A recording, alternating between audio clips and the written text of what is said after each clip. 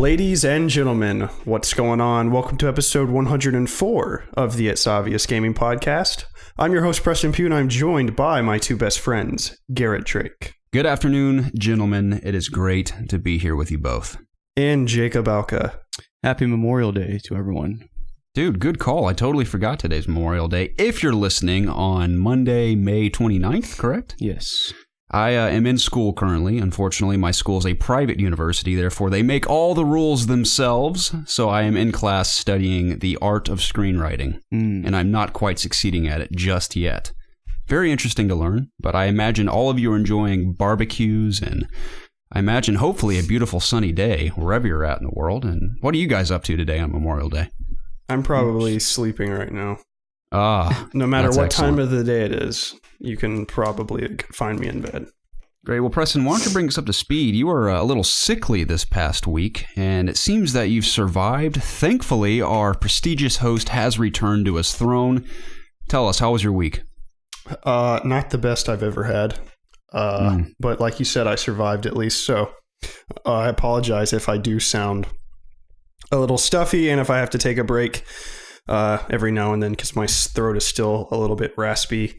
And I might have to blow. I just took some nasal spray, so my nose isn't too stuffy right now. But occasionally I will. It'll fill up again, and I might have to go blow my nose.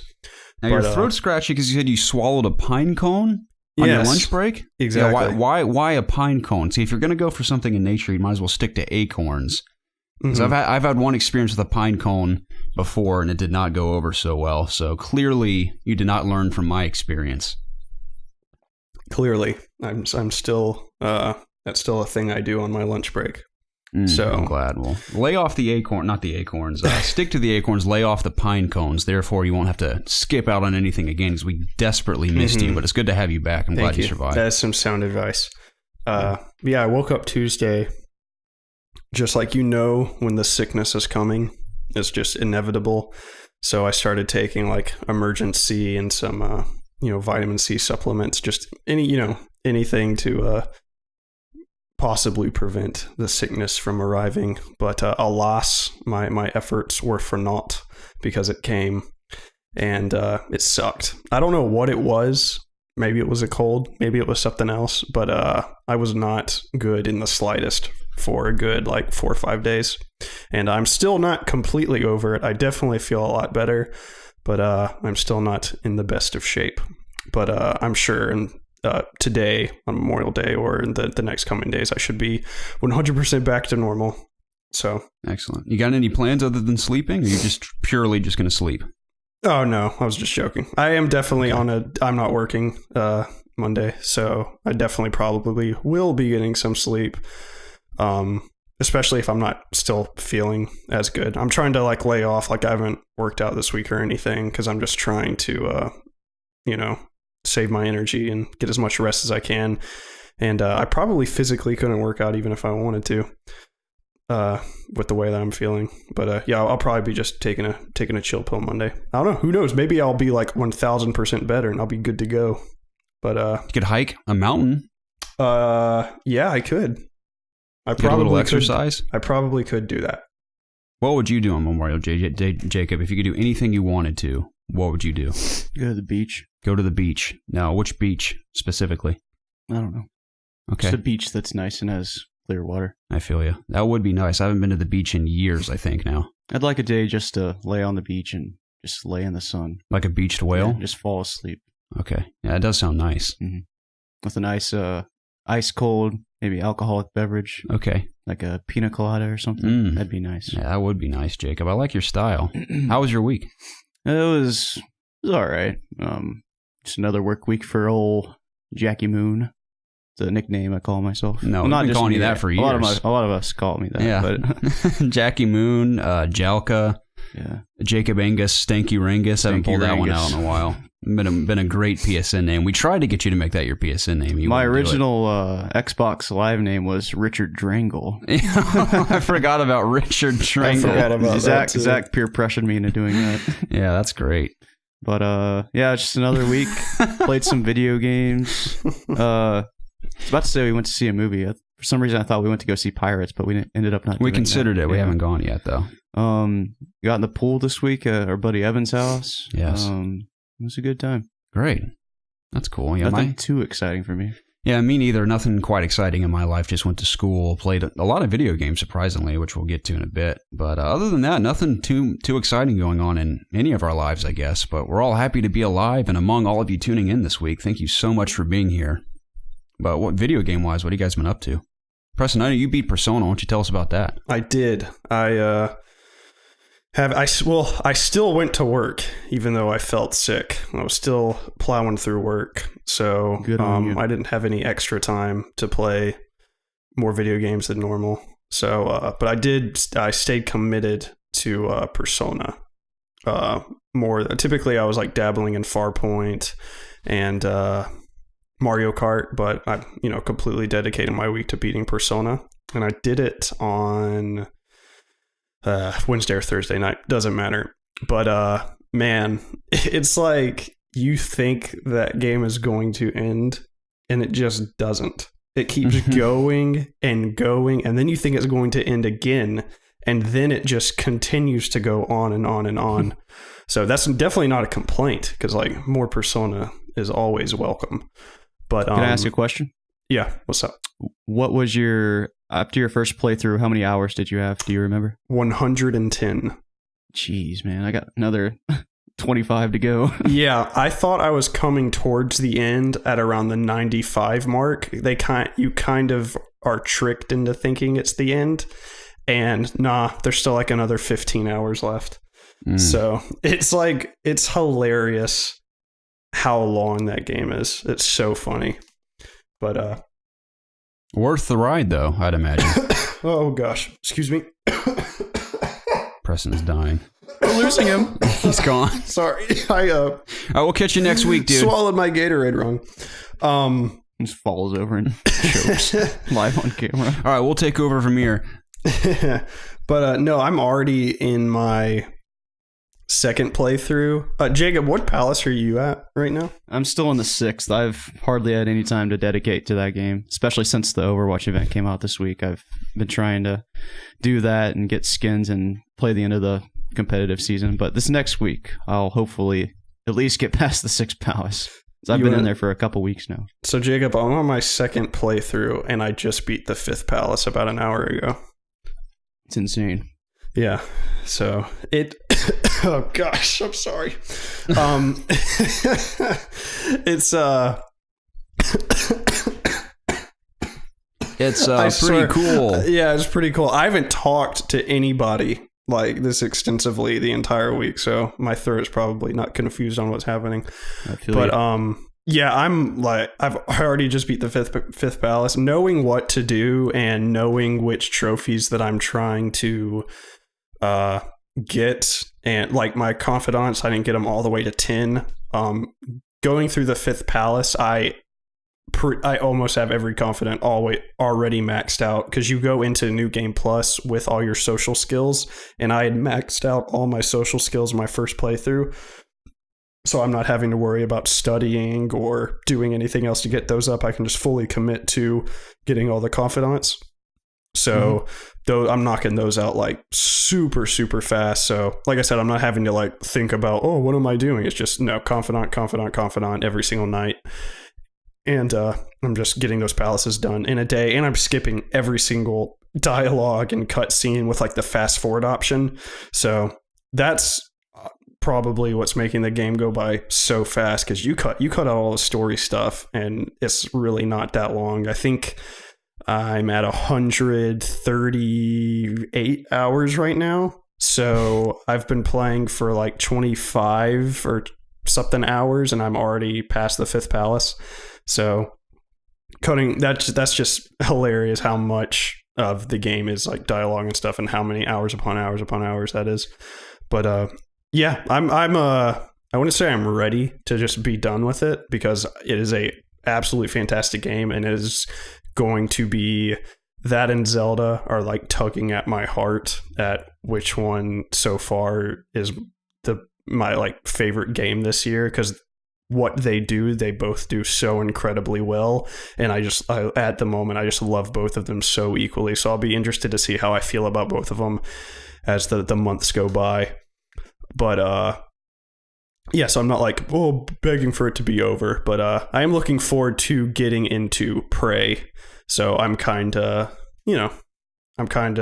wanting to just kind of finish up a little bit with Persona.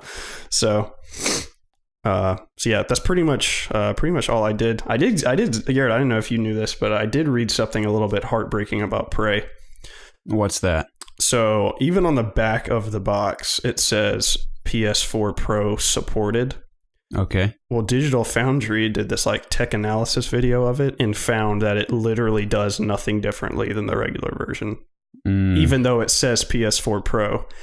And I guess technically speaking, they could arguably say that, considering that it can be played, quote unquote, on PS4 Pro. That's essentially what their answer was to when they were questions about it. Because in the forums, I was reading some forums about it, and people were complaining, like, what the heck? Like, this says PS4 Pro, and we're getting the same exact thing. And one of the moderators, like one of the Bethesda guys, was like, technically, we meet the PS4 Pro requirements to put that logo on the back of the box. And that's like essentially what he said. So that kind of sucks, but I don't know. Me and you both bought the Pro knowing exactly what we were doing and stuff. Yeah, dude, I tell you, after playing Horizon on Pro, I do not regret that decision at all. That game, I mean, the whole game was great, but just aesthetically and graphically, it was absolutely stunning from start to finish, so I don't regret it at all. Yeah, I know we had high hopes in the beginning, and in some cases, we do get the higher frame rates. Like, apparently the Surge in PS4 Pro runs 1080p 60 frames, whereas on the regular, it's 30 frames. Okay. And on Tomb Raider, you can unlock the frame rate. Apparently Hitman, the frame rate's better. But with the CPU just being overclocked, and that's apparently what helps with the frame rate and stuff, at the top, like, just the pretty much the substantial difference we're going to get is just the resolution with the Pro, which we pretty much knew, but we were kind of hoping that we were going to get a little bit more. But we bought it knowing what we were going to get, and I'm fine with the resolution upgrade. That was worth it for me with having a 4K TV and stuff. So it's fine. It's just a little disappointing. I'm like pumped to get into Prey, and I was looking into that, and it's kind of just like it's whatever. I've already played a little bit of it, and that, not having a higher resolution or whatever definitely didn't like keep me from enjoying anything. So that's good. Yep. And I unlocked the gold cart, and I'm like 3 races away from unlocking the golden tires in Mario Kart. Okay, remind me about the tires real quick, because I'm doing the time trials currently, and I'm a little confused. Do you have to beat the time trial of... Because I'm confused, because I see all these names called Nin, Star, something. Are those like Nintendo people? Yeah, you just have to beat their times. Okay, because that's what I've been doing. I just assumed that's what it was. Yeah. So it's not... I've been nicking away at that too. I got the cart, but I'm just in love with... This is my main, Preston. I roll with Danky King. I hate how your main looks. I hate that cart. Yeah, Jacob hates how I look, and I honestly, I think it looks... You're the guy that's all the, I gotta look cool. You look ridiculous when you race. No, yeah, I look, it is funny because in most games, like RPGs and stuff, like if I don't look cool, I'm not having fun. But in Mario Kart, I look like a total idiot. But it's a great balance because I have Danky King, who's kind of a middleweight character, and I use the, it's called like the buggy buddy or something. It looks like a ladybug. It's like a little round ladybug and has wings on it. Yeah. And I use those tiny little red wheels because the stats, I found out what my favorite stats are in Mario Kart. It's very high acceleration and very high handling, purely because I get hit with so many items that my acceleration helps me just to take off much quicker every time I get hit. So that balance has been very wonderful for me online. So it's been good. We played a lot of split screen at Evans this week too, but that's my setup, and I don't even use the gold cart, and I have it. But I'm just in love with my Donkey Kong and my little ladybug cart. So it is cool that I have it, though. What's that? Did you lose it all when you played this week? I lost a couple times. Like Jacob beat me a couple times, but whenever either of us lost to each other, it was always because of like a blue or red shell at the very end or something crazy like that. So Gotcha. But it was fun. But online was great. I continue to do, for some reason, I can do well online, but whenever I play you, it just doesn't work out for some reason. It's awful. And Jacob seems to have the same scenario I have when I play you, where he gets hit by 1,000 things and I don't get touched at all the entire time. I mean, granted, every now and then both of us will, but it's a weird anomaly Mario Kart is. You never quite know what the deal is. It's just hit or miss every time, but I adore it. I played taking a dump earlier before this podcast. It was great. Speaking of which, I had Taco Bell 3 times this week. Not my proudest moment, but I got to tell you, every single time was superb. So I don't regret it. Also, the air just came on. You mind if we pause very awkwardly for about 3 seconds? Okay, we're good. Excellent. Yeah. I had Taco Bell yesterday. Great. How was it? I'm sure it was great. I couldn't taste it, though, because my nose was stuffy. Is this the new one by your house? It is. Great. I enjoyed it quite a bit. That's very exciting. Yeah, but we were talking about Mario Kart? I think so. Yeah. Okay, tell you. So you got the gold car. What else did you do in Mario Kart? You said you're close to the wheels? Yeah, that's about it. I've just been slowly nicking away with it. I've been getting to work a little bit early, like 30 minutes early, and I'll just whip it out and play a few matches there. And, when I'm taking a crap or just sitting in the living room watching something like Family Guy or whatever, I'll just nick away at it. Nice. Yeah, that's my favorite thing to do is get to school literally an hour early so I can play Switch until class starts. It's great. I did one more thing non-video game related. I texted you about it briefly. I watched straight last night with Lizzie about 7 episodes of Attack on Titan. Season 2, correct? Season 2. Mm-hmm. And holy crap, it's good. Yeah, it's gnarly. Yeah. I was trying to figure out where you were without spoiling anything, but I asked you, did you get to the holy crap moment? And you said, I don't know. I feel like you should know. So I don't know if you're there. Maybe I do, because I've been watching it, but I've been watching it as I fall asleep every night. Gotcha. And I haven't missed anything, but I'm kind of half invested when I'm watching it, but I remember everything that's happened. I'll say this won't spoil anything, but they drop a reveal literally out of 2 big reveals out of nowhere. Okay, then yes, I've seen what you're talking about then. Okay. And that did blow my mind for sure. Yeah, I was like, what the heck? Why would you reveal it that way? But that was also just that's insane. And then what precedes that is freaking insane too. So, it was, Now I know what you're talking about. So yeah, so I literally all the episodes kind of preceding what I'm talking about, they all end in cliffhangers, and we just could not stop. We were just plowing them out, and we just had to go to sleep last night, and it ended on a cliffhanger. So I'm super excited to get back in that tonight. I'm probably just going to end up finishing what's out there now. I think there's 2 more episodes that have released, so I'm probably going to. That's why I'm kind of glad we waited several weeks to get into it because of all those cliffhangers. But I'm sad there's only 4 episodes left. It bums me out. I know, it does suck, but I'm assuming I'm not supposed to know what's happening because I know in general what's happening, but there's so many they're in one place, and then all of a sudden they're showing what happened, and then it's 12 hours earlier. It's time is jumping around everywhere, and I'm assuming in the end it's going to be all come together, and I'm going to know 100% what's going on. Yeah, but I'm super, super into it. So yeah, that would have sucked so bad if the episodes I'm talking about, if it would have just ended and I had to wait another week to see what was after that. That would have been so bad. So, but I'm digging it. That's all I did this week. Yeah, you and me both, my friend. Jacob, how was your video game week? I know you play a lot of Mario Kart. How'd it go for you? It was okay. Yeah? Yeah, just been nicking away at the 150cc Grand Prix to unlock the cart, right? I think the cart's the mirror tracks, right? It's Preston? The mirror. Yeah, it's the mirror. Do you get anything for the 150cc? No, I don't think so. That's just kind of I've done it. I'm just doing it for a completionist sake, I guess. Yeah. Learn the tracks. Mm-hmm. But besides that, I've played a tiny bit amount of Persona, like I mentioned earlier. Still stuck in the 6th palace. I've made it to past the halfway point, I believe now. So okay. I'll probably finish that tonight if I get the chance to play a lot. Jacob, I can't. I want to hear so bad what you think about the story preceding that palace because it just gets so good. Yeah, I feel like I know what's about to happen, and I'm really excited to see it. I'll have to just, after the podcast is over, you just say it into me, and you can't see my face or anything, so I won't be able to give it away. Okay. But besides that, played some Overwatch anniversary event. The event itself is really cool. I love all the skins that are in the event, and the new 3v3 maps that they added are really awesome. I really find myself wanting to play 3v3 a lot more now. So that's cool. You know, because prior I didn't really play a lot of 3v3 or 1v1, but now I'm feeling compelled to go back to it. But besides that, we released a Overwatch loot box video this last weekend, and wasn't good for me.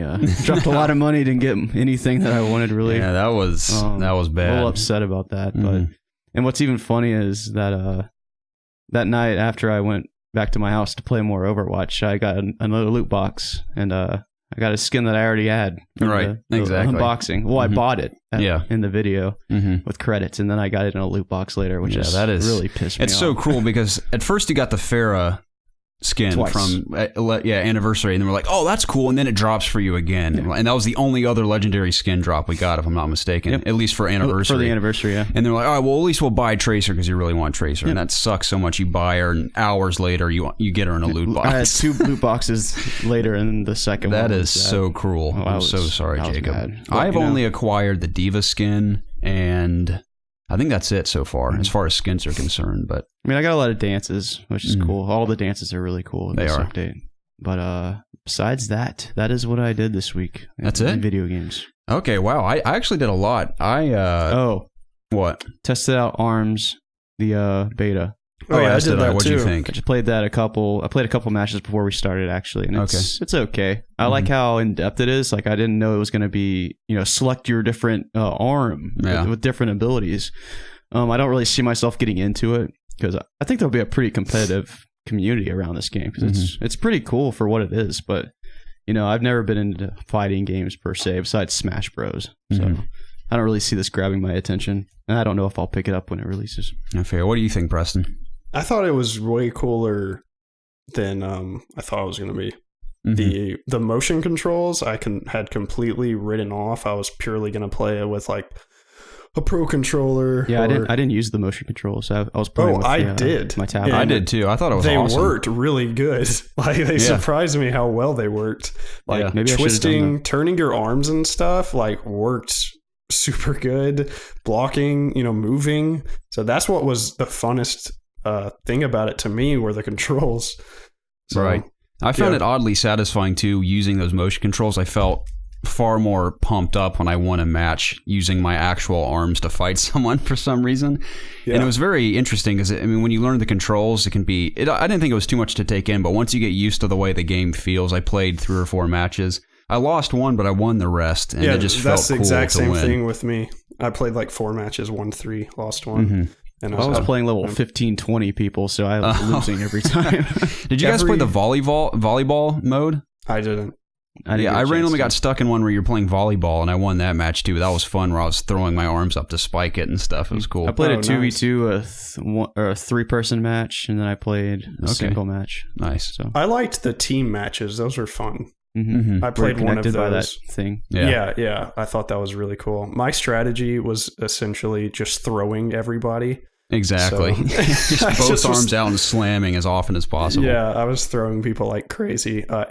Literally every match I played, every single person was the ninja guy.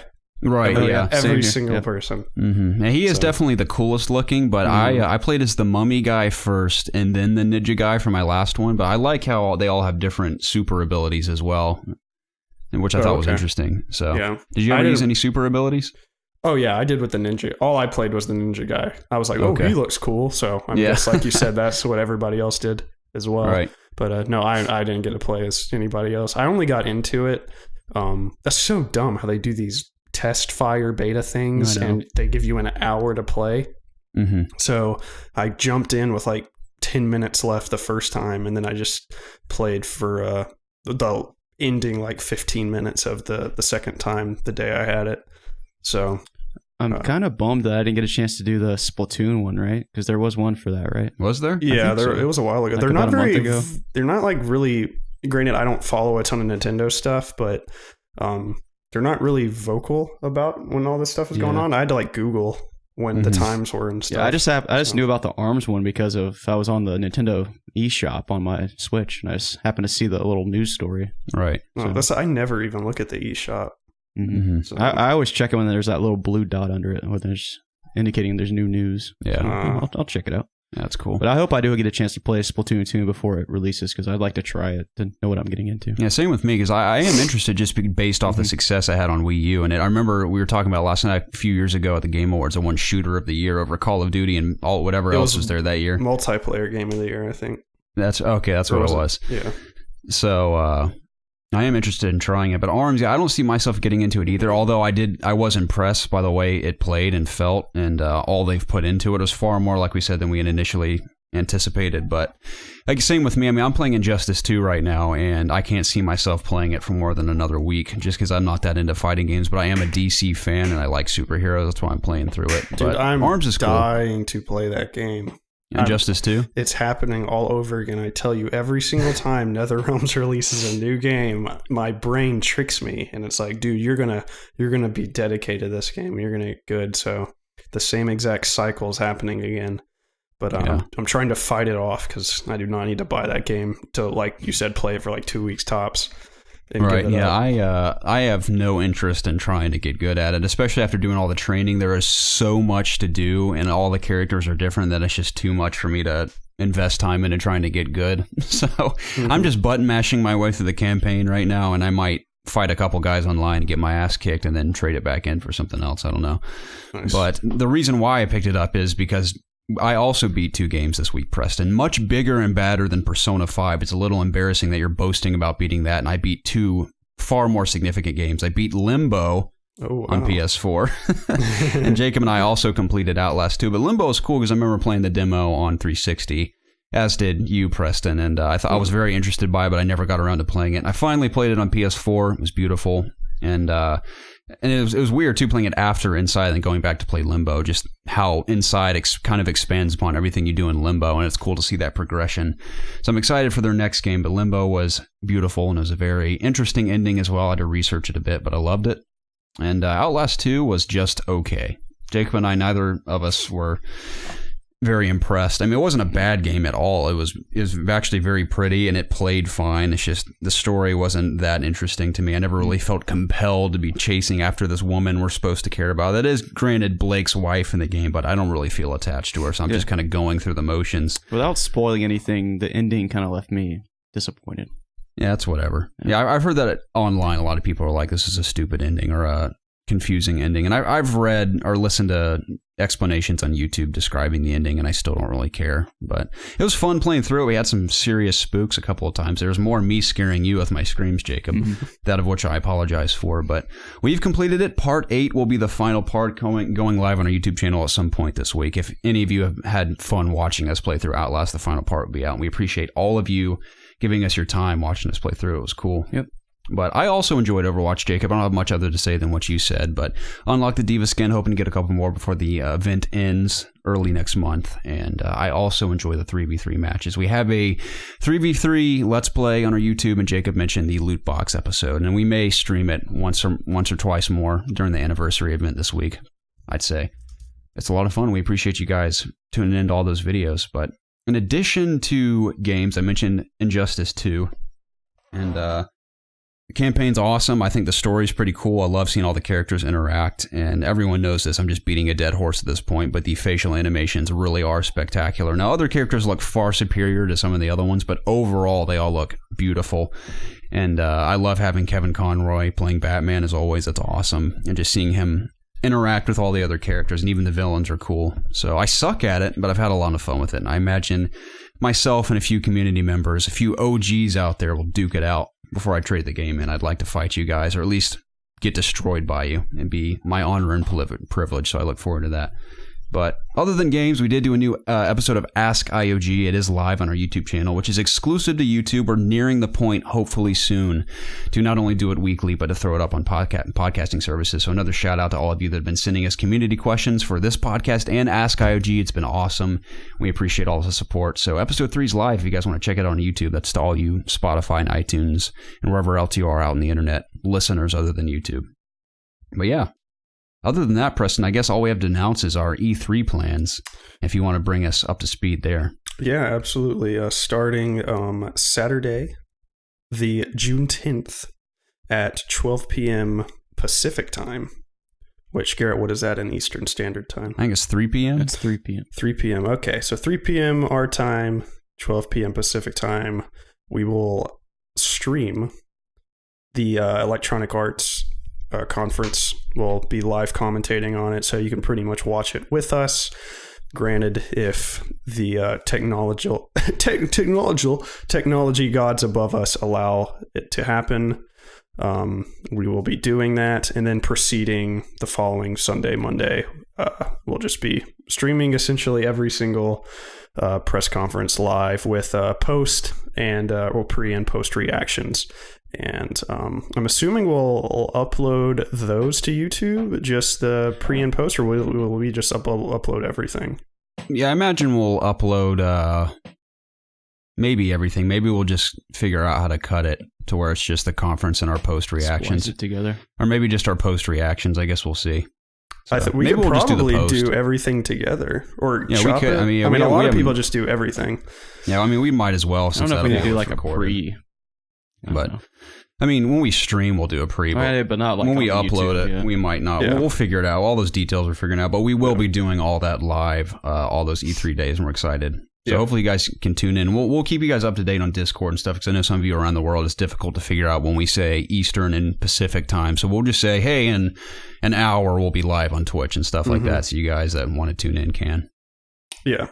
So I pretty much said that in a very complicated way, but we're just going to be streaming everything. So there you go. It'll be cool. It will be very cool. It's still crazy that it's as close as it is. I know, it's insane. It's just when you get this busy in life, it just comes and goes so quickly. Yeah, I'm super pumped. I'm assuming in probably the week prior, we'll do an entire E3 dedicated episode where we go through our predictions and things that are confirmed and kind of discuss them and stuff. Yes, I think that's actually next week will be our prediction episode, because the week after that is E3. So, oh dang, it's closer than I thought. Yeah, are we doing a regular podcast that week, or are we just going to do our E3 stuff? I think we should just do the live streams. I guess, I don't know. Yeah, we haven't figured that out either. Yeah, I guess because if it starts on Saturday, typically when we should replace the podcast. Yeah, that's we'll typically figure it out when we do it. So, okay, well, that seems like is that pretty much everything? I think that's everything. I think we've covered all the bases. Excellent. Well, this is the It's Obvious Gaming Podcast, the show where my two best friends and I get together every single week to discuss video games, obviously. You can find all of our content, including the video version of this podcast, over at youtube.com/itsobviousgaming. If YouTube isn't good for you, or you'd like to take us on the go, you can find this podcast weekly on iTunes, Audio Boom, Spotify, Google Play, and other podcasting services. Please check the description down below for links to our social media pages, our Discord channel, PlayStation community, and other means to connect with us. If you haven't subscribed already, please subscribe to the channel and be sure to like and comment down below to get involved with the It's Obvious community. Doing so would help us out tremendously, and we would forever be in your debt. With all that out of the way, hey man, what's the news? Dudes, well, Jeff Kaplan, speaking of Overwatch, Jacob, as we were a few minutes ago, he has announced via their live stream during the anniversary earlier this week that the new Overwatch Hero is just over the horizon. He encourages fans to get excited about it, Jacob, but also Terry Crews himself claims there's a huge surprise in store for fans at E3 2017. Do you have any predictions of who it might be? Was he talking about Overwatch? Overwatch, yes. It might be a new hero, Garrett. Well, he says it is a new hero. It's just over the horizon. And Terry Crews, Doomfist. Yeah, see, Terry Crews says there's a big surprise in store for E3. So I assume when Jeff Kaplan says just over the horizon, I assume he means E3. And Terry Crews, E3, big surprise for Overwatch fans. Yeah. And the rumor has been that he's voicing the new character Doomfist. Unless they pull a fast one on, it's going to give us a new Orisa. Orisa's brother, Borisa, or something boring like that. We'll see. Well, a lot of people think that Doomfist will come out at BlizzCon, and they're thinking it's going to be someone else. You think so? I don't know what it's going to be, personally. Okay, maybe we'll never get Doomfist. Maybe they'll just tease us forever. Maybe Terry Crews saying that to be excited, maybe that confirms that, it's going to be Doomfist. I imagine if he says it, whoever he's voicing, if it's not Doomfist, which we assume if it is. If he's voicing anything, it's got to be Doomfist. Yeah, so if he says there's a big surprise, I think it's almost guaranteeing that we're going to see Doomfist at E3. That'd be awesome. And I'd love Overwatch or Blizzard to be like, hey, Doomfist is here right now. Go play him. That'd be awesome. I imagine they'd do that because Blizzard just on a whim releases I think they'd put characters. it on the PTR first. That's probably what it'll be, yeah. Yeah. And a couple weeks later, it'll be on us console peasants. It'll be That's available. The thing, though. Like, Blizzard never has a presence at E3. So it's I know, be weird. That's what I was wondering. So where do you think they'd be? Think they'd be at... They might just... I don't think they'll have like a press conference, obviously, but they might just announce it during E3 week. Right. Do you think they'd announce it at one of our core conferences? Or do you think they'd do something else? Just do it on social media, probably. Reddit. Well, cool. Yeah, that's exciting. Well, I hope it's Doomfist. I'm ready to see this character. His fist has been stolen. This new Bonnie is where it was, right? Mm-hmm. And the payload. Yeah, so that's why we're delivering the payload, to put it in that museum, I believe. Okay. To keep it protected. Right. Yeah, we got to get it back, Jacob. Otherwise, he's going to punch us all to death. Yeah. So I'm excited about that, though. I look forward to finding out what it is. In addition to sour news this week, no, that's not really sour news, but Red Dead has been delayed, which isn't much of a surprise. But Mr. Martin MC22 on Discord says, correct me if I'm wrong, but didn't you guys call the Red Dead Redemption 2 would be delayed? Regardless, this delay is huge. How do you guys feel about that? Does it concern you? I think the better question is who didn't call it? Yeah, I was going to say... I think mostly everyone expected it to be delayed because Rockstar delays nearly every game they've ever developed. So it's not much of a surprise, but I'm not too concerned because, as always, although Rockstar does delay all their games, they always turn out to be fantastic every time. So I have no worries whatsoever. Yeah, I just want to see something now. Yeah, I mean, we saw some gnarly screenshots. How do you guys feel about those? Those were cool. They looked really cool. I just want to see gorgeous. One of those classic Rockstar videos with the dude talking. Yeah. I think it's only a matter of time till we get one of those. I imagine perhaps towards the end of the year or at the turn of the year, because they seem to lead into the release of the game. They release 3 or 4 of them, and then a couple weeks later, the game comes out. You think this is the first year, where they'll have a presence at E3, like a reveal or something? I don't know. Like, I want to say they will, because remember we were teased. We thought we were for sure dead set on the fact that they were going to reveal it last year at Sony's E3. And whether or not that's true, we don't know. But I'd love to see that, because we as we know, they do have some sort of relationship with Sony. So I don't know what to expect. I mean, I imagine we'll talk more about that in our predictions episode, but I got to say, even though they typically don't have an E3 presence, I'd love for them to have one this year. That'd be awesome. I'm going to just go ahead and say probably not, but it would be really cool. Yes. Yeah, but I love everything we've seen from the screenshots. Another tease, of course, but even the close-up of whoever it was holding the 2 revolvers, the detail on like the hands and the guns looks beautiful. Yeah. So very excited to see more. But yeah, we're not worried about it, but we are excited for spring 2018. I'm going to guess it's coming in May of next year, because the last Red Dead came on May 17th or 18th. I just remember that was the very first game, M-rated game I bought on my own, because it was my 18th birthday, either the day before or the day after. And I remember I bought it, and the guy's like, "Can I see your ID?" I was like, "Yes, sir." And I pulled out my ID, and he goes, "Man, cutting it close." I was like, "Hell yeah." That was the first M-rated game I bought. That was your first curse word, too. It was, yeah. I figured I'm 18 now, I can cuss all I want. So it was a great day. I'll never forget it, but I look forward to the sequel. I'm kind of glad that it's delayed, though, because that was kind of stressing me out with Destiny coming out this holiday. Yeah, I am too. Yeah, there's a lot of great stuff coming out this fall season, so I'm pumped. I'm glad that's because, whenever Red Dead comes out, that's what I'm dedicating my time to, like 100%. Like, I'm trying to think of any game that would take me off track from Red Dead, and I don't think there is one. So, happy it's delayed so I can dedicate my time to other games I'm looking forward to this holiday. So, absolutely. Far Cry, that's going to be coming out next year, but we'll get to that. Mm-hmm. Yeah, February though, so probably significantly before Red Dead at this point. Well, maybe. But yeah, what was I going to say? Anything else from you, Jacob, regarding Red Dead? No. No. I'm just excited. I'm glad it's delayed.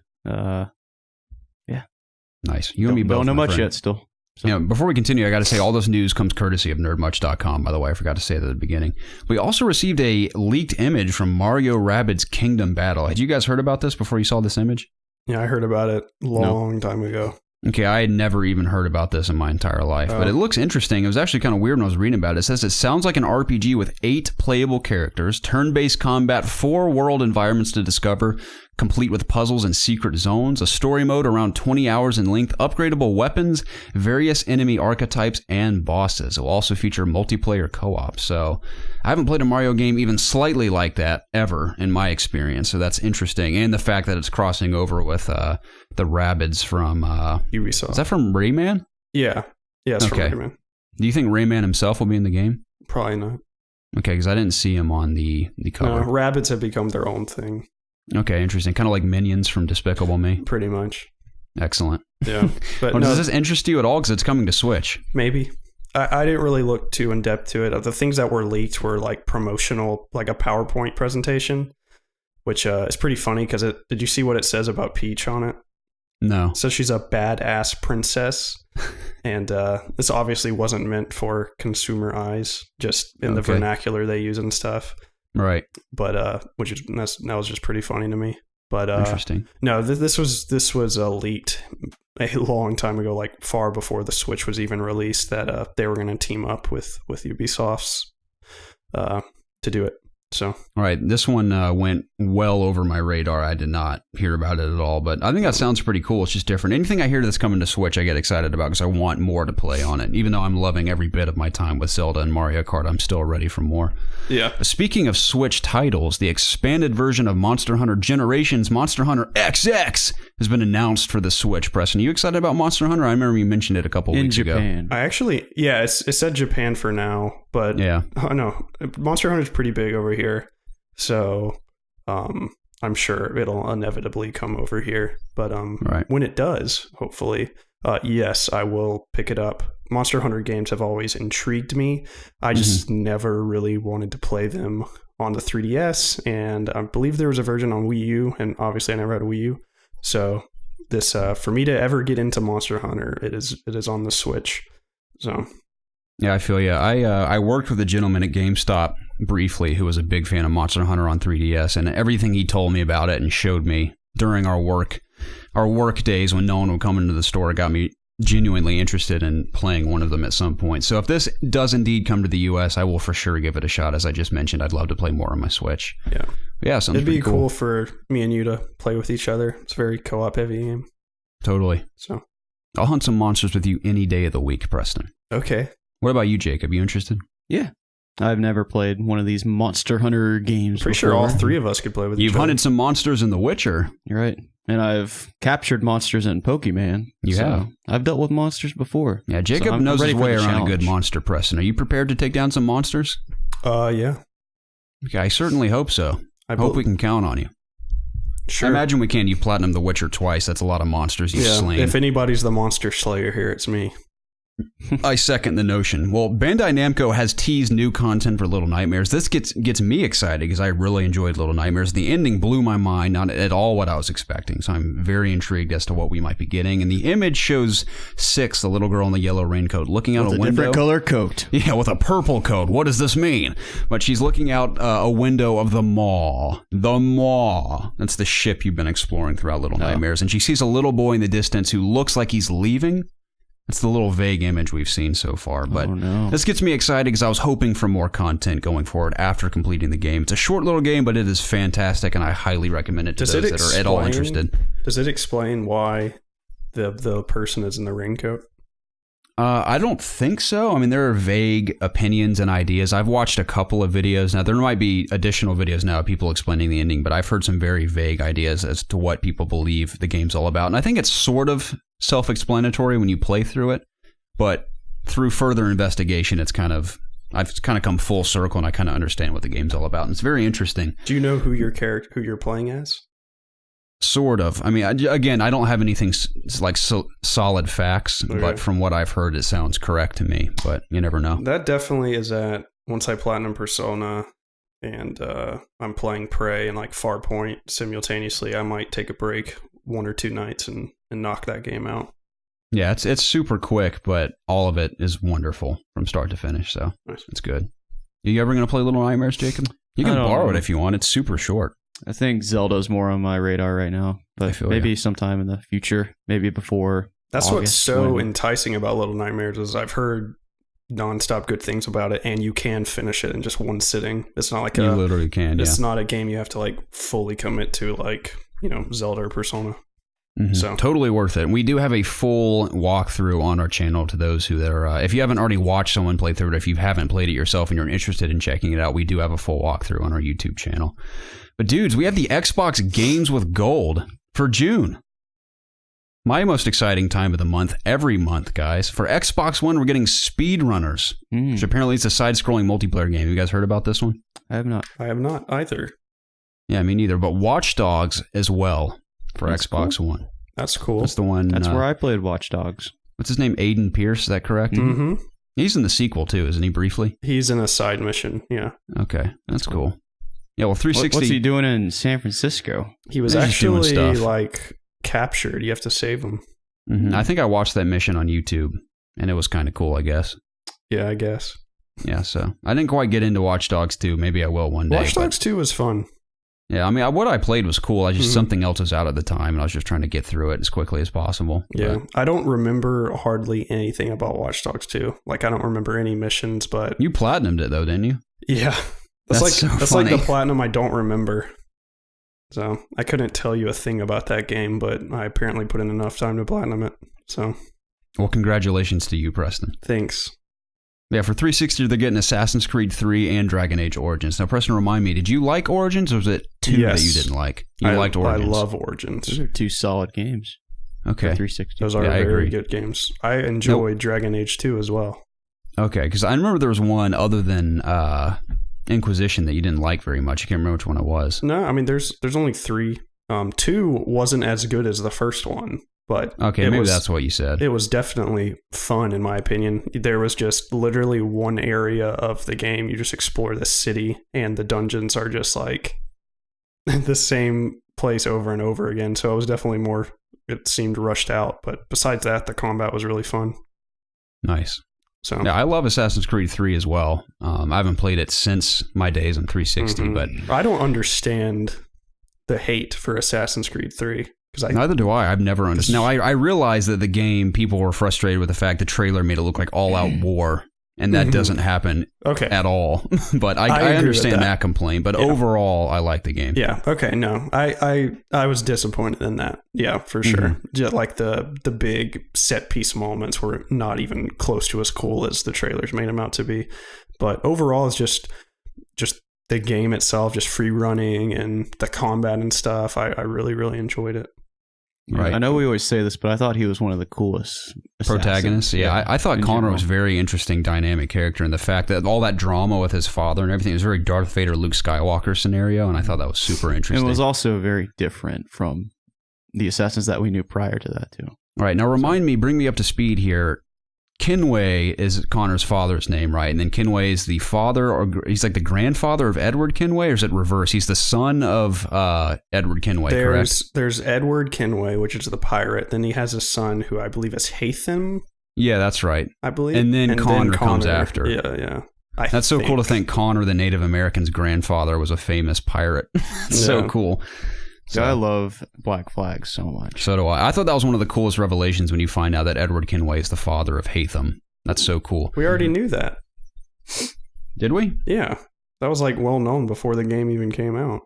Well, I mean, I knew that, but I'm saying I thought you meant because I knew we knew. I'm just saying that when we found that out, it's just cool to know that.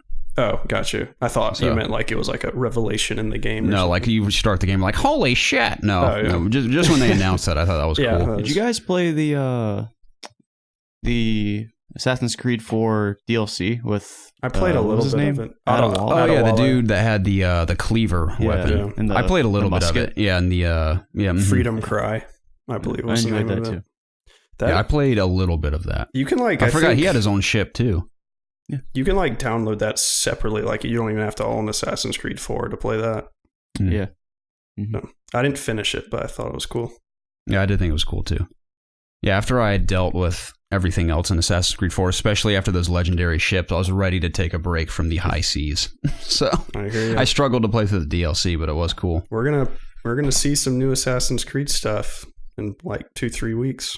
We are. I'm quite excited. I hope it surpasses my expectations. It's doubtful because they haven't proven that to me yet in the past, but I'm hoping they've done something big with the sequel. I'm keeping my hype and hope down low, but I hope they can surpass my expectations. You and me both. Mm-hmm. So how do we feel about Tom Holland being cast as a young Nathan Drake in the potential Uncharted movie that may or may not happen? They've been talking about this movie forever. I think that's cool.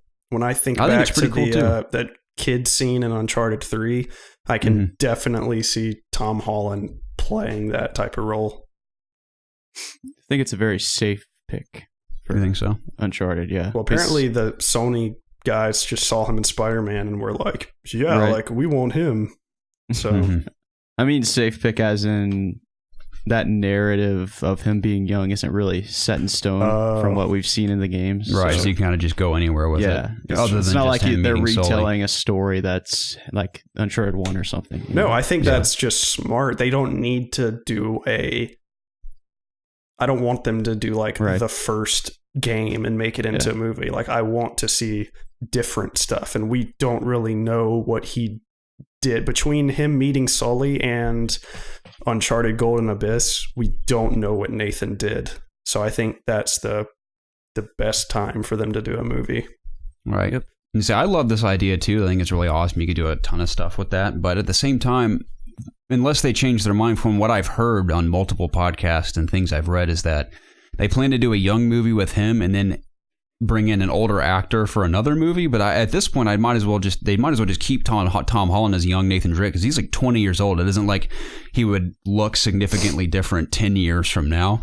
Yeah. So maybe they can just make a bunch of young Nathan Drake movies, like a young Indiana Jones saga type scenario where it's all stories we've never seen from Nathan Drake, just as he's younger, running around with Sully and stuff. I think that'd be cool. Now think about this. How does this sound to you? Because just me envisioning it in my head, you think with him being the young Nathan Drake, he's not going to be going on these killing sprees that he does in the later games. Yeah, I was thinking that like they got to do something interesting or different with that scenario, because he can't just run around popping heads with a handgun or a machine gun. I can't envision Tom Holland shooting anybody in a movie.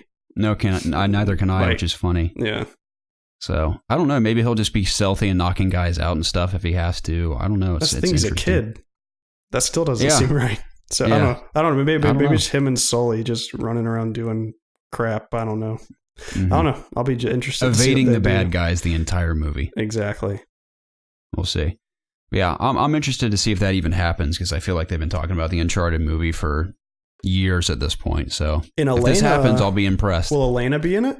Because they are first introduced in the first, or Drake's Fortune?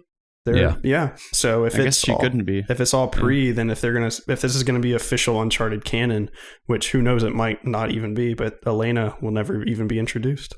They could make a dramatic arc where there's a new girl they write into this. I think they would have to be. Let's say this first movie, there's going to be a girl. Yeah. Let's say that this first movie is miraculously successful and people want to see more. Then I imagine they'll have totally a new girl, and there'll be an arc with this girl. And maybe in the final movie she gets killed or something. That leaves a mark on Nathan going forward, and kind of makes sense why he may or may not struggle with Elena going ahead. If they even make it to that point, I don't know. Mm-hmm. But I definitely wanted to succeed, because I love the Uncharted franchise, and I think it'd be cool to see that translated to the big screen. I mean, I feel like you've technically seen it 100 times with movies like Indiana Jones, and even movies like Sahara. It reminds me sort of like Nathan Drake, Matthew McConaughey's character in those movies. So we'll see, but I'm excited. I'd be more willing to just let them start their own Uncharted movie canon, just because I don't want them to accidentally do something that'll like contradict itself in the games, and then but them say it's still canon, but then it just makes something in the game not make sense. You know what I mean? I feel like that's always a safe bet with any video game movie. Just do your own thing. I think that's why Assassin's Creed, although I didn't love the movie, I think in a lot of ways it works because it stands on its own compared to the video games. It has nothing to do with them other than the fact that it just exists in that universe. So I think that's probably the best bet for sure. Did they even comment on that? Like, is that official AC canon? I don't know if it's canon. It's just they borrow the fact that the Assassins and the Templars and the Animus. That's the thing is I don't even know why I'm discussing this because I'm trying to think of every video game movie ever and nobody talks about if it's in the canon or not. It's just a movie, right? So I guess that's kind of how I need to think about it. Warcraft is canon. Yeah, interesting.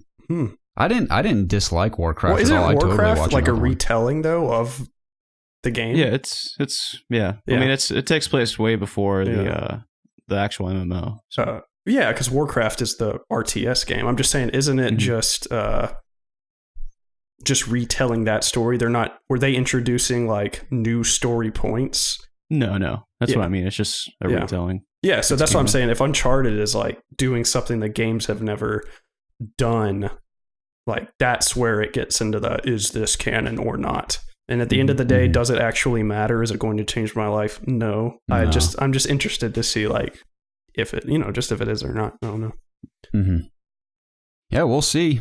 I will believe it when we see a trailer at this point. Yeah, exactly. But dudes, speaking of Ubisoft, as we were talking about Assassin's Creed a few minutes ago, Far Cry 5 has officially been revealed.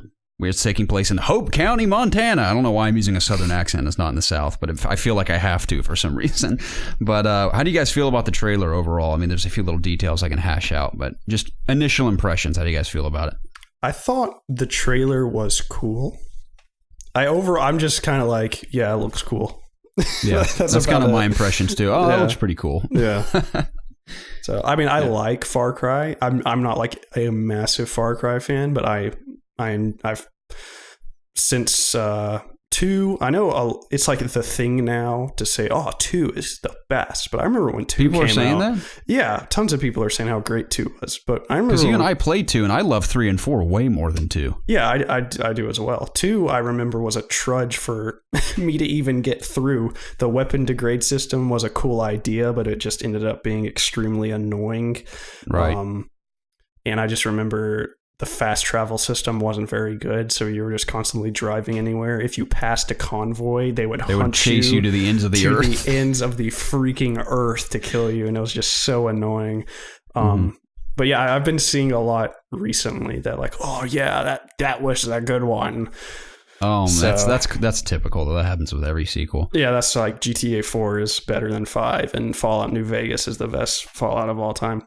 Right. But anyways, what was my point? But yeah, I been playing I've played every single Far Cry since 2. So like I was saying, I'm not like insanely into them, but I do like to play them.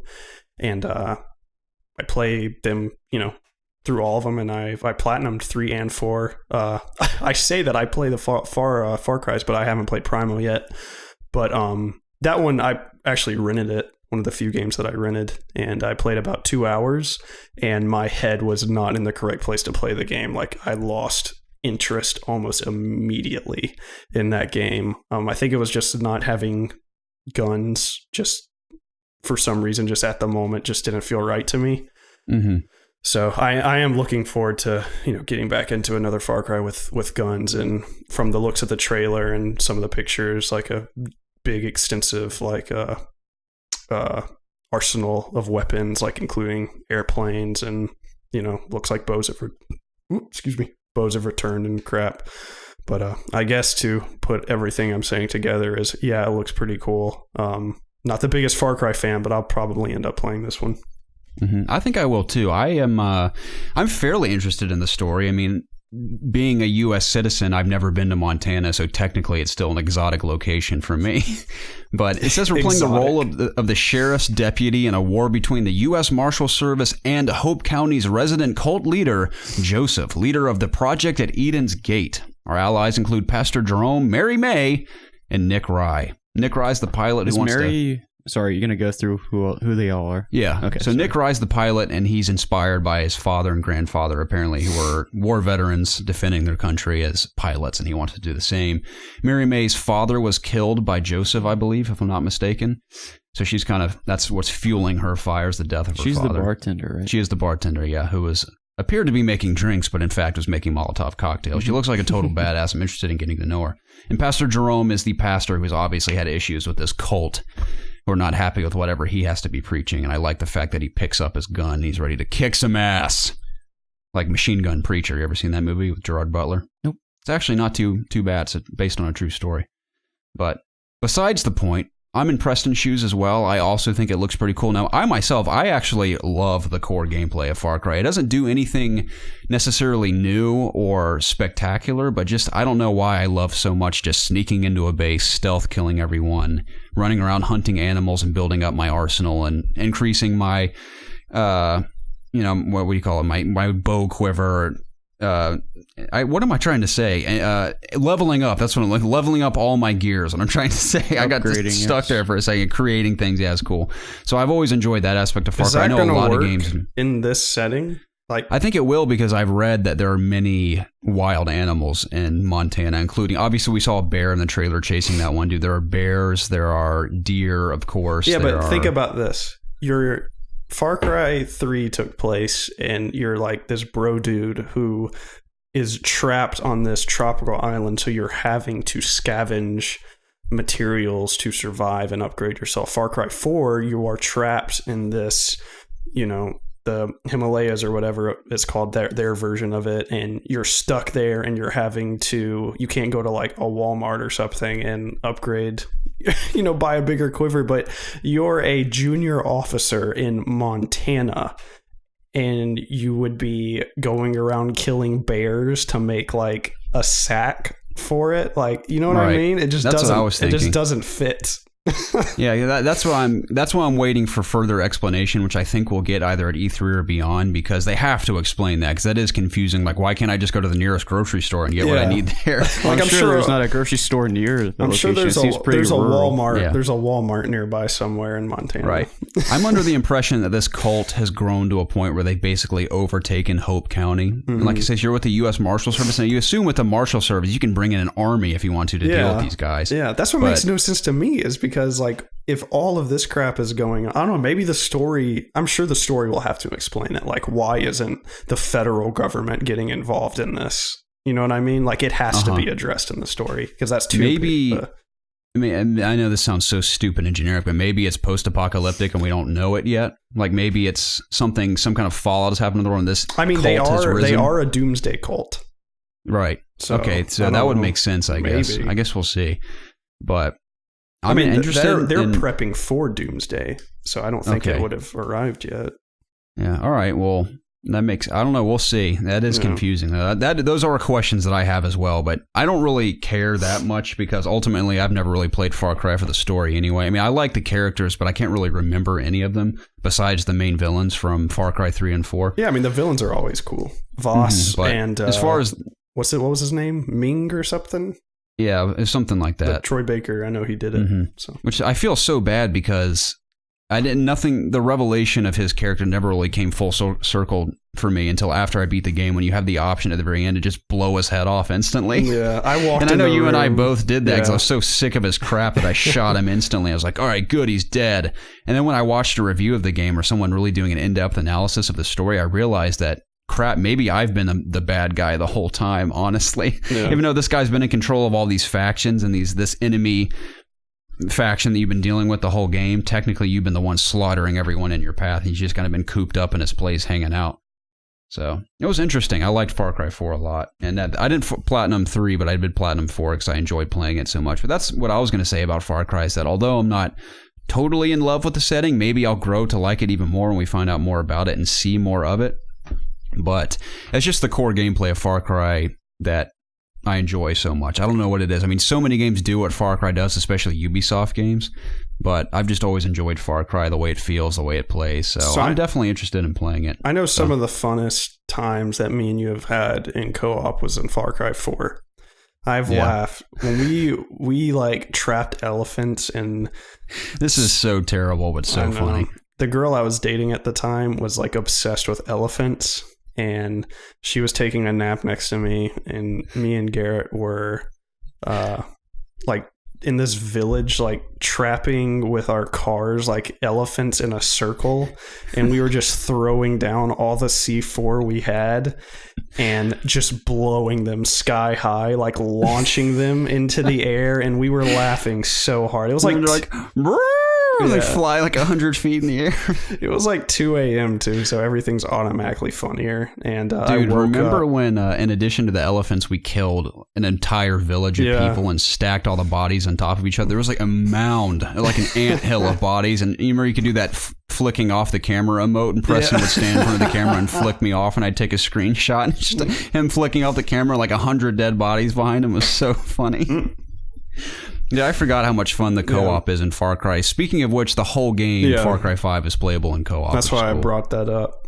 So I feel like that would be cool to play with each other through the entire thing. Definitely. So how do you feel about the dog companion? That's kind of cool. I know there's been a million dog companions in games at this point, but this dog can fetch you weapons. That's pretty cool. That is cool. So, what are you going to name your dog, Preston? Pooby. Pooby? Pooby. Yeah. Okay, Jacob, you should name yours Richard Drangle, since we spoke about Richard Drangle earlier. No. Okay. Well, what will you name your dog? I don't know. You don't know? Why does that matter right now? Because you got to have a name for your pup. Well, the game's not out yet, so it doesn't matter. I'm just saying, man. I'm feeling inspired already. I'm going to name mine. Oh, is that what you're really looking forward to, this Far Cry right now? Yeah, I am. I'm excited about it. I don't have to play it now. I am looking forward to it as we speak. So I'm going to name him... here's a filler name for now. I'm going to name him Gilbert, but that'll probably change. That's what I'm feeling right now, though. I always name my characters in the game. Well, my PSN ID is John Poopa. Then I name all my characters Poopa Jones. And then if I have a companion, I always name him Pooby. Okay. So it's just something I have to do. Pooby. That's exciting. Now, I do recall, Preston, I always enjoy the map editor in these games. Now, I never utilize it myself, but Far Cry 2, I mean, there was many maps we played in Far Cry 2 that blew my mind, but especially that one that was a massive maze. Do you remember that? Yeah, I do remember. We spent hours in that maze just trying to figure it out, and it was intense. Yeah. So I always enjoy seeing what players come up with in the map editor. Maybe that's why people have such good memories of Far Cry 2 is just the map editor, because I don't think it's been as good in the following installments. I haven't heard much about it. Now, I do recall vaguely exploring some of the user-created maps in Far Cry 4, and maybe 3 as well, but I don't remember anything specific like I do in 2, because I distinctly remember that maze in Far Cry 2, and it blew my mind. So yeah, there's not much else to say other than what we've seen. I think the trailer looks cool. I'm intrigued by the setting. I'm not totally in love with it yet, but hopefully when we see more, I'll be more inclined to jump in. I hope it's a switch up. I hope it's not just like, oh, here's Far Cry again, but we're in a mountainous region, which they technically were already in Far Cry 4, but just like a down home country setting. So hopefully there's enough switch up in the core gameplay mechanics they have. So yeah, that's why I'm wondering, because people now I imagine we'll see gameplay at E3 at least a little bit, but people have said from IGN and other sources that have seen a brief demo of the game said all of what you'd expect is in there. There's flamethrowers and machine guns and handguns and plenty of vehicles. And you can drive semi-trucks and tractors in this one. And there's airplanes. But they didn't mention anything new, per se. So maybe they'll show something off at E3. We don't know. But I am hoping for something a little more compared to the last two. Although I really enjoyed the last two. I think it's time they bring in something new. Yeah. So. Other than the new setting, is Primal, as cool as it looks, I don't think I'll ever go back and play it, but from those Far Cry fans that have played it, especially Mr. Stealth Gamer, I love watching that guy play Primal. It's incredible. Yeah, but he's good. I'm looking forward to it. Any other thoughts from you, Jacob? No, you guys pretty much summed up everything we know. I don't know if I'm ready to jump in another Ubisoft collectathon, but I don't know. I've been definitely interested in like the narrative and what's happening with this cult and stuff. So I'll definitely play it this coming February. I feel you. Yeah, if I can just jump out of a plane from the clouds and stealth kill a guy again like I did in Far Cry 4, I'll probably be satisfied. That's some of my favorite things to do is set records for myself. How high could I fly and fall, skydive, and land on a guy and stab him? That was always my favorite thing to do in Far Cry 4. So, good times. But boys, that brings us to community questions, our favorite part of the podcast, because we can communicate with each and every one of you directly. If you'd like your questions read on the show, you can reach us at itsobviousgaming@gmail.com, on Twitter at obvious_gaming, or on our Discord channel under the Ask IOG section. You can join us there. All the information for all those places is all found in the description of every single one of our YouTube videos, including our RSS feed description as well, if I'm not mistaken. I believe it's on iTunes and Spotify. So please send us questions if you guys want to run on the show. We love hearing from you guys, and it adds additional conversation to each and every podcast, whether it lands on the It's Obvious podcast or on our new show, Ask IOG, which again, we're pushing to get to a weekly point so we can put it on podcasting services. We're really enjoying that as well, getting to know all of you guys. So thank you to each and every one of you who took time out of your days to send us your questions. But the first one comes from Nick. Nick says, "Hey guys, I'm very interested in Destiny 2, even though I never played the first one. The interest comes from a lot of friends saying that they've met people they still game with in this game, as well as their fathers talking about playing Destiny with their sons or daughters as a way of bonding. I'm a total PC gamer as I don't own any consoles without buying a console to play Destiny on. Will I be at a disadvantage when Destiny 2 comes out?" No. Yeah, I don't think so either. I think the shooting mechanics are so solid that anyone can pick it up and play it. Yeah, it's not even that. It's just that there was no narrative that I feel like you need to go back and play the first one to, know to go into the next one. I think like, because they've said like this is a game for Destiny veterans and new players coming in. So they made this game Destiny 2 specifically for new people and veterans. So totally. And if anything, I'd say as far as lore is concerned, all you'd really need to be aware of is, the Traveler and maybe some of the main characters. Essentially, I mean, you could read that. But you're gonna learn about them in the first mission, I assume. Right, yeah. So you could either just play through Destiny 2, or if you wanted to be just semi-aware of just the very basics of the Destiny's lore, you could probably read that in a Wikipedia article in 5 minutes. Yeah, I mean, if you have a way to go back and play a Destiny 1, I think it's worth going back to play just to... Especially now, after everything that's come for it, there's plenty to do. I mean, if you started right now, you'd probably have plenty to play until the sequel comes out. So it'd be fun to go back and play for the first time. Yeah. What do you think, Preston? What was the question? This gentleman, Nick, wants to know if is he at a disadvantage going into Destiny 2 if he has not played Destiny 1? Well, maybe in terms of just how the gunplay is and stuff. Like, I guess if you're accustomed to how the game actually plays, then perhaps, and I'm sure kind of just the overall just like how the menus work and just how the loot system works. It's all like the core base stuff that probably isn't changing dramatically. It's probably good to know how that works. So I would say if you are pretty sure you're going to be highly invested in Destiny 2, I would definitely check out the first one, because you can get the entire collection for not a lot of money at all. So... Totally. And if you want something to play this summer, like y'all said, that is a ridiculous amount of gameplay right there. Like you definitely have enough to keep you occupied for a few months easy.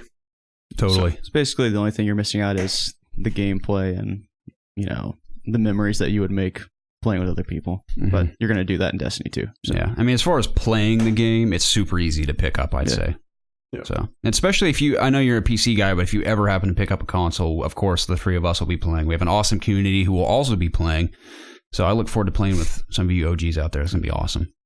The next one comes from Bohungules, Mr. Kyle, also has to do with Destiny 2. He says, "This is more for Jacob since we share a deep love for Destiny. Jacob, my white chocolate comrade.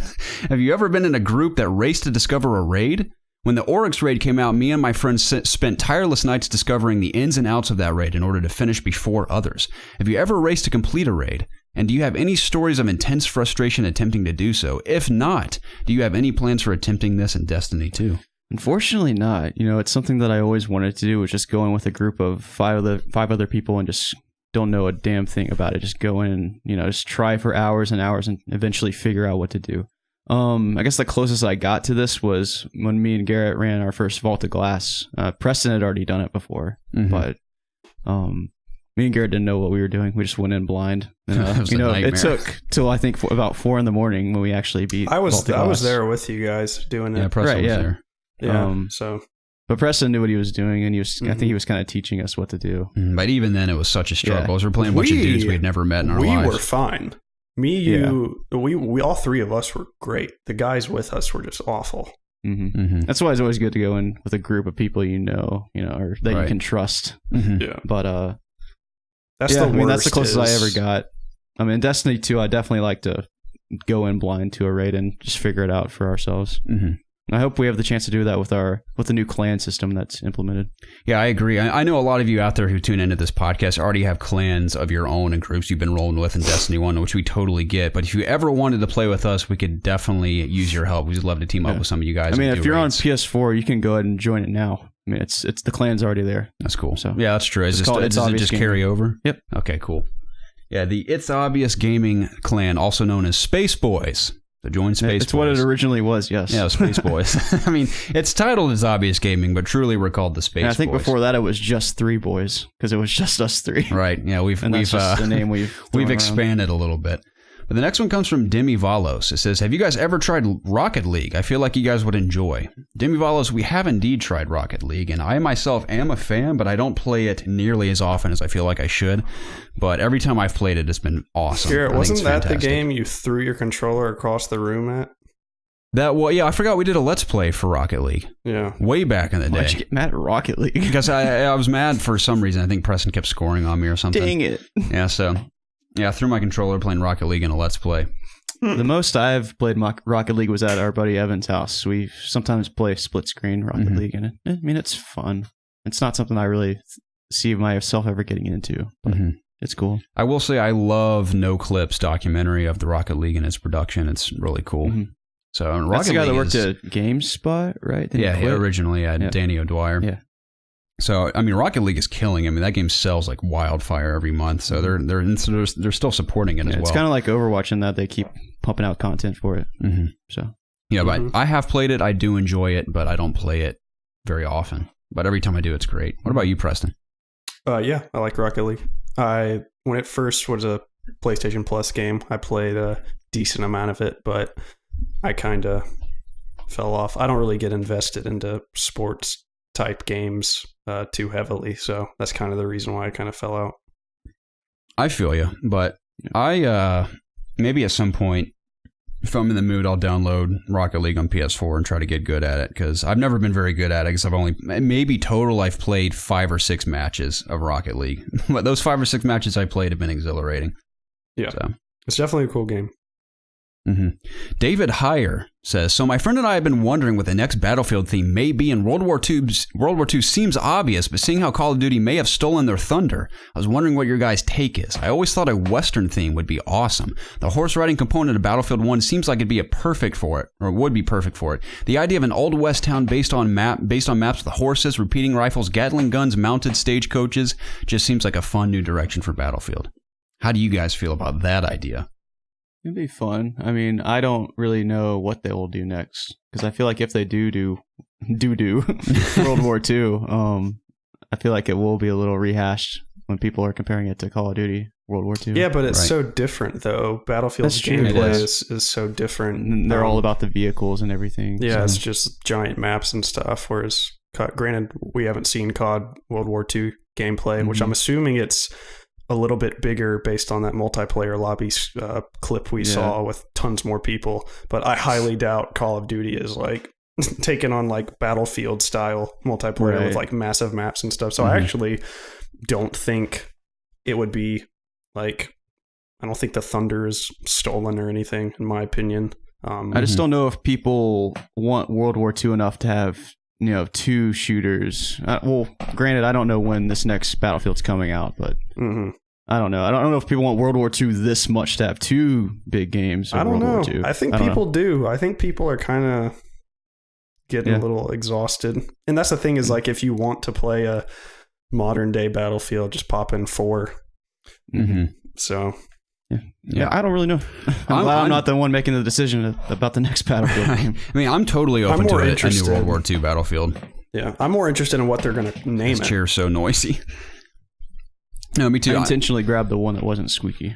Yeah, good call. That's okay. We do need to invest in new chairs and there's so many new things we need to get at some point. But a Western Battlefield would definitely be cool. Like exactly how you described it, I could see that being really awesome. But I don't know. It is interesting to speculate. I've been wondering that myself, especially after the success of Battlefield 1, and I still love that game. If there's anyone out there, I know there's a few of you I've talked to online that still want to play Battlefield 1, I'm totally down anytime you guys want. Because I was talking to Jacob about this a couple of days ago. For some reason, I am just in a total shooter mood right now.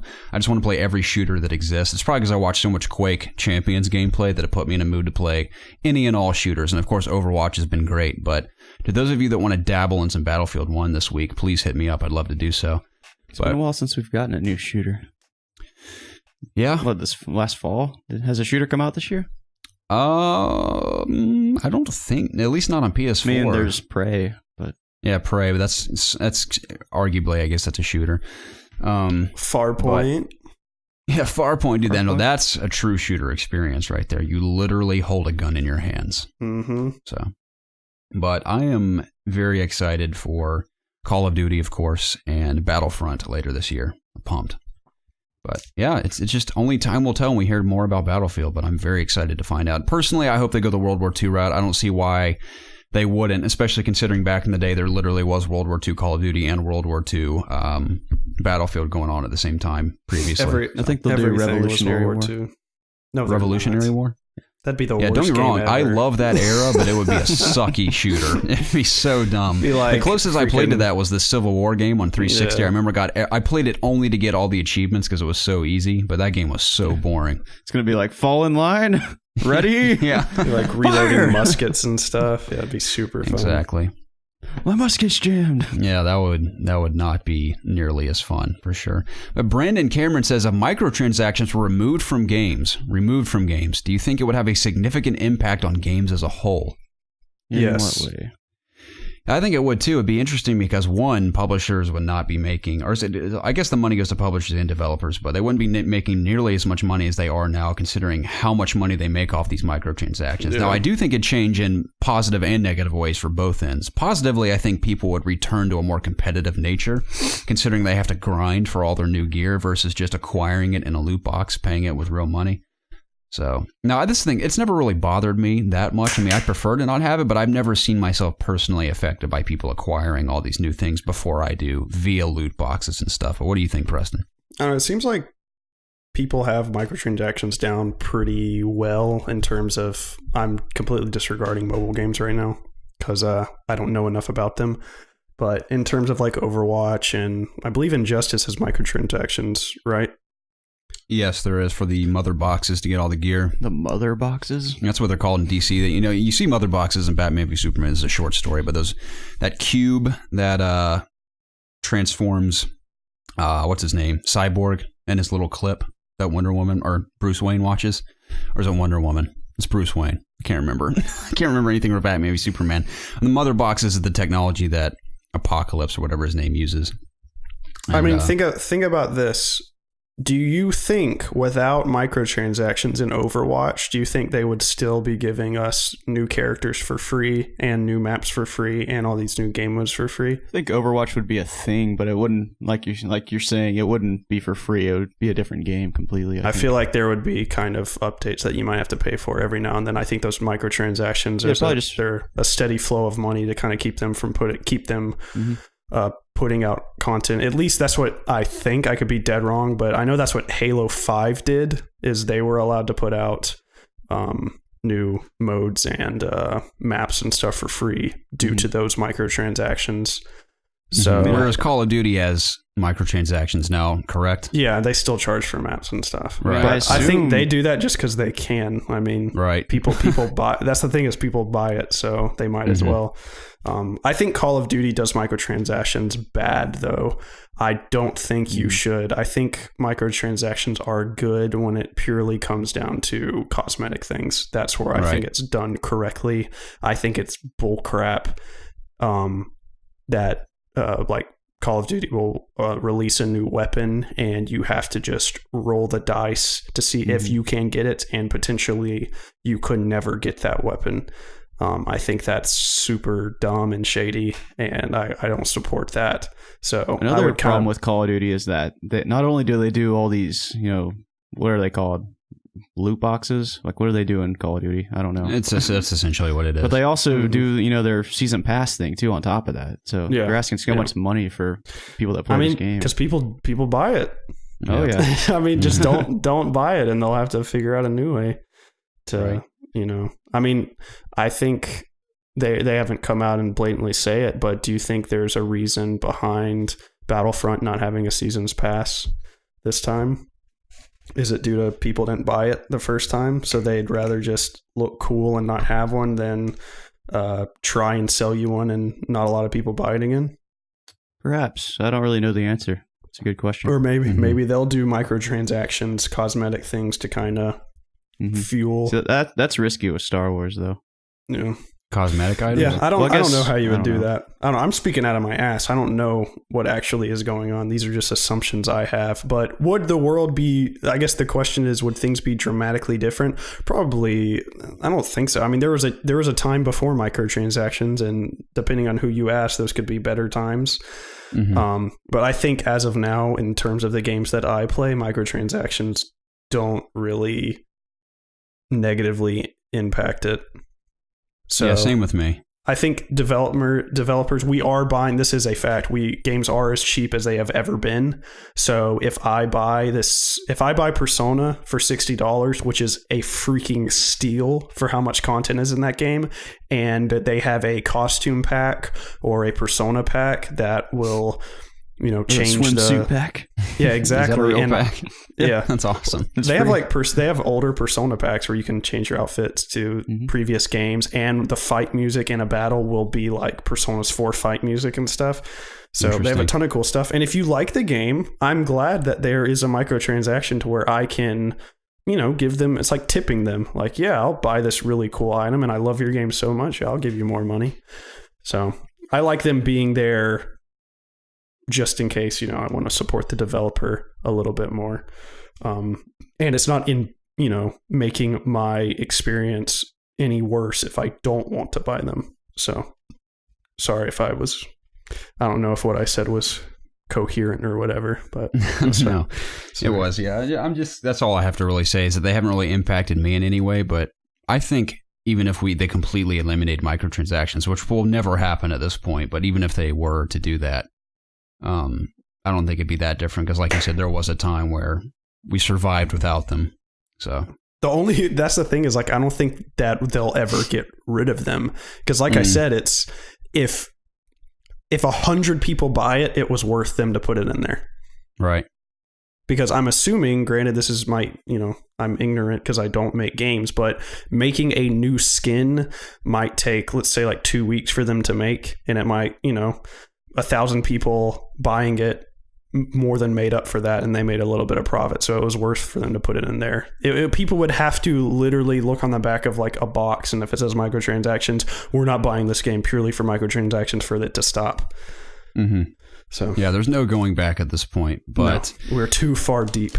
We're and then you have the people. How many boxes did Ali buy for something recently, Jacob? You told me, it blew my mind. I don't remember. You told me he bought like 500 of something or spent like $500 on Call of Duty loot boxes, or someone told me this.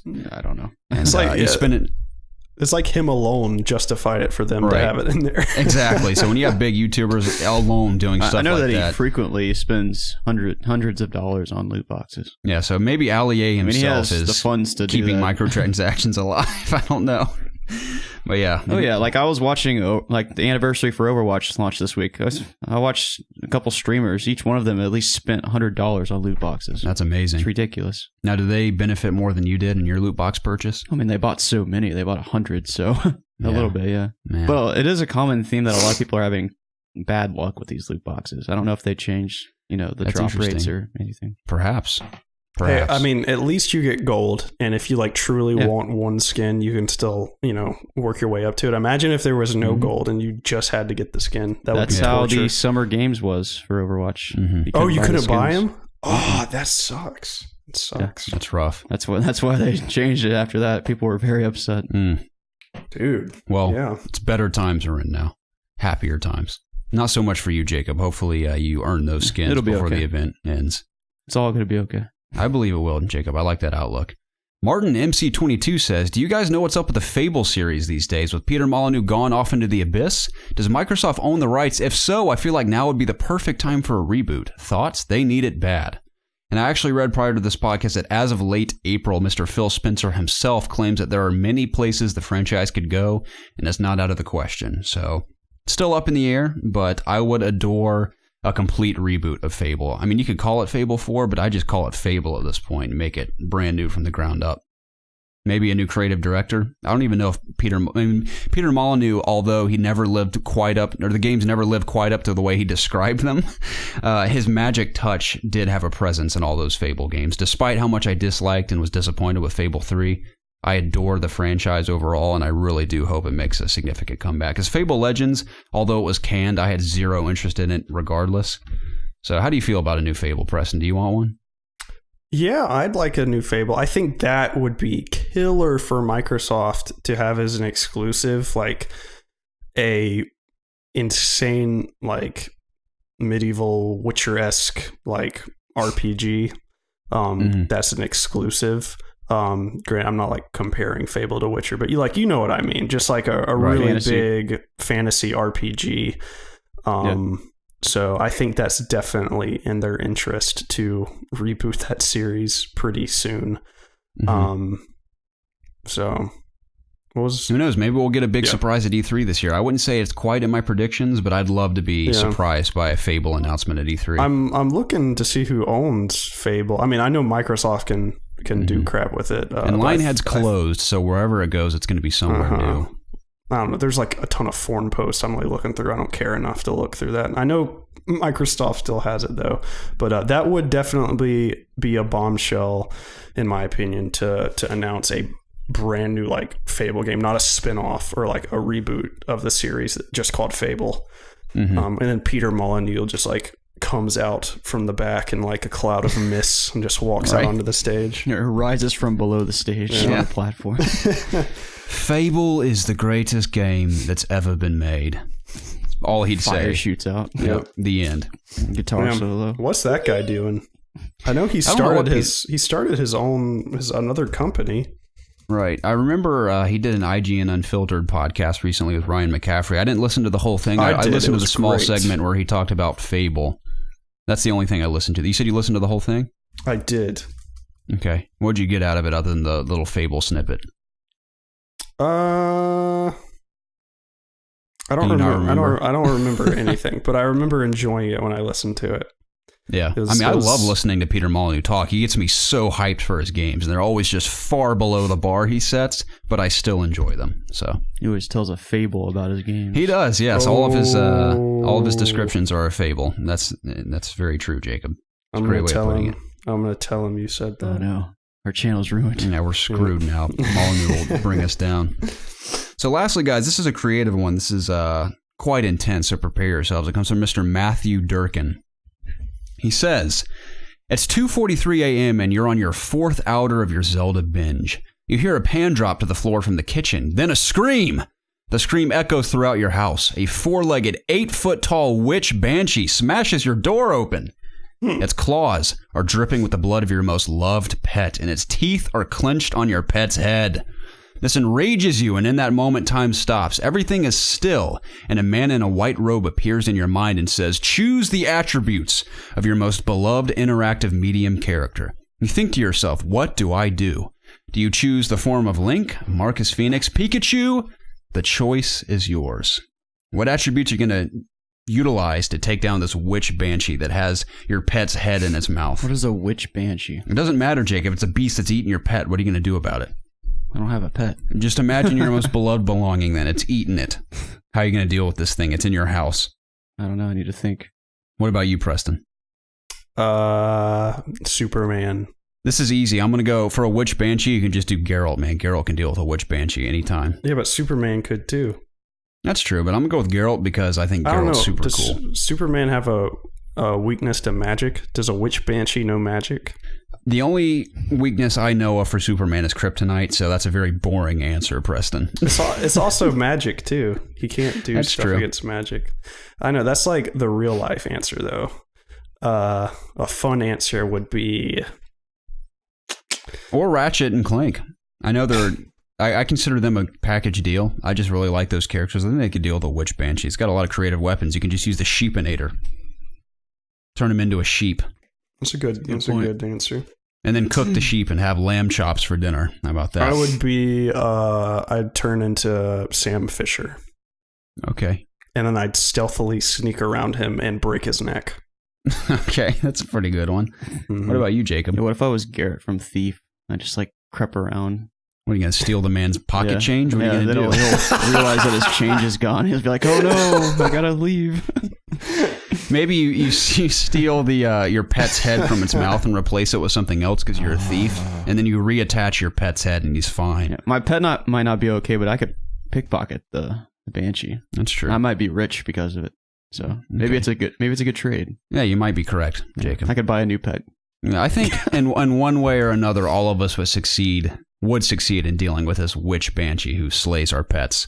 Bastard. I'd just but shout out to each and every one of you who sent us community questions this week. I would just stay myself. I'd stay myself and just kick his ass. I don't need to be somebody else.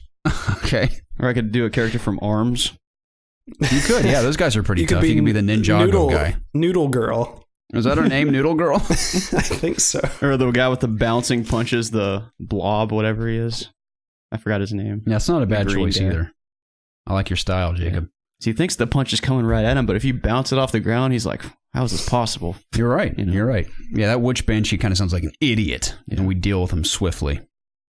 That does it for me, guys. Again, thank you to each and every one of you who sent us community questions, and to each of you who have sent us questions for Ask IOG. Hopefully, episode 4 is coming later this week if we can get our act together with our schedules. We'll see what happens. Yeah, that's Absolutely. It for me, boys. That was episode 104 of the It's Obvious. Excuse me? Gaming podcast. Okay? Yeah, I'm good. You can find all of our content, including the video version of this podcast, over at youtube.com/itsobviousgaming. Also, check us out on iTunes if you haven't already, and please leave us a review. One of our main goals is to get on the new and noteworthy section of iTunes. Jacob, have we had any more reviews? Oh, God. Jacob's going to look that up. You and I should diddle our thumbs until he does so, Preston. All right. Have I mentioned you look great in green? Garrett, sing us Ocean Man while we wait. Yeah, Ocean Man's a great tune. Are you wearing a Zelda shirt, Preston? I am wearing a Zelda shirt. Zelda isn't on. Lean up just a wee bit. Let me see your chest there. Is that from Ocarina? Majora's Mask? I can't tell. I'm too blind. It's Majora's Mask. Okay. It looked like that, Link. Majora's Mask 3DS version shirt. I believe I got this from thinkgeek.com. Okay. Speaking of shirts, Garrett, I purchased a Persona 5 shirt the other day. What does it look like? It's got, do you know what the chibi versions of people are? They're like little cute, like miniature versions of the anime characters. Okay, yes. So I got every single, like all the protagonists like lined up going down my shirt with their code names under it. What, are you some kind of weeb, bro? No, I promise. Yeah, that actually sounds really cool. I'd sport that shirt as well, but I'm not allowed to sport it until I beat the game. That does sound awesome. I hear you. Thank you. Jacob, you have an update for us? I do. We're up to 31 5-star reviews. No way. Yes. Dude, that's great. And we have two new written reviews. Do we? Who are they from? Girth Brooks 92. Girth Brooks, that's awesome. And The Flash 2189. Awesome. Shout out to you, Sam Harris and Mr. Girth. I haven't decided if we should read the reviews on our podcast. I mean, I don't know if it's necessary. We'll just give a shout out to who does it. Yeah. I mean, we appreciate them. We greatly appreciate, seriously, all of you guys who take time to do that. It means the absolute world to us. And just the fact that you guys are listening, and whether you like the video, and even if you comment, even if you just tune in on Spotify, believe us when we say it. We can't thank you enough. It's awesome. Mm-hmm. Absolutely. We definitely appreciate that for show. And also to reiterate again, we are going to be live streaming the E3 press conferences. I can assure you, you are not going to want to miss out hanging out with us live watching these things, because there's no telling what we'll do. Will we be really naked? Isn't. Who knows? We might be naked. Who knows? You'll have to show up to see. Will Garrett be sprawled out on the table? Probably. You don't want to see. Will I be combing his hair? What? So will I be stroking his hair? Possibly. You'll be stroking my hair with your breasts. Maybe. Like a comb.